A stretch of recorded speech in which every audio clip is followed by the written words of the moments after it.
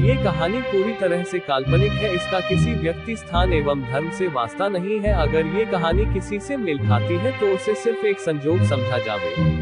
हमारा उद्देश्य सिर्फ आपका मनोरंजन करना है, किसी का दिल दुखाना नहीं। धन्यवाद। एक व्यक्ति ने एक बहुत ही खूबसूरत लड़की से विवाह किया।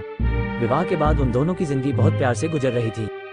वो उस लड़की को बहुत चाहता था और उसकी खूबसूरती की हमेशा तारीफ किया करता था। लेकिन कुछ महीनों के बाद लड़की को चर्म रोग हो गया और धीरे धीरे उसकी खूबसूरती जाने लगी।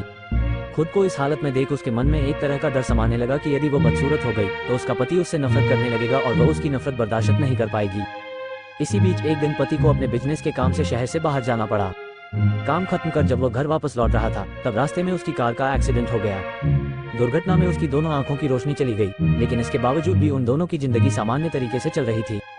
समय गुजरता रहा और अपने चर्म रोग के कारण लड़की ने अपनी खूबसूरती पूरी तरह गंवा दी। वो बदसूरत हो गई, लेकिन अंधे पति को इस बारे में कुछ भी पता नहीं था, इसलिए इसका उनके खुशहाल विवाहित जीवन पर कोई प्रभाव नहीं पड़ा। वो उसे उसी तरह प्यार करता रहा। एक दिन उस लड़की की मौत हो गई और हमेशा के उनकी जोड़ी बिछड़ गई। पति अब अकेला हो गया था। वो बहुत दुखी था। अब वो उस शहर को छोड़कर कहीं जाना चाहता था। उसने अंतिम संस्कार की सारी क्रियाविधि पूर्ण की और शहर छोड़कर जाने लगा। तभी एक आदमी ने पीछे से उसे पुकारा और पास आकर कहा, अब तुम बिना सहारे के अकेले कैसे चल पाओगे? इतने साल तो तुम्हारी पत्नी तुम्हारी मदद किया करती थी।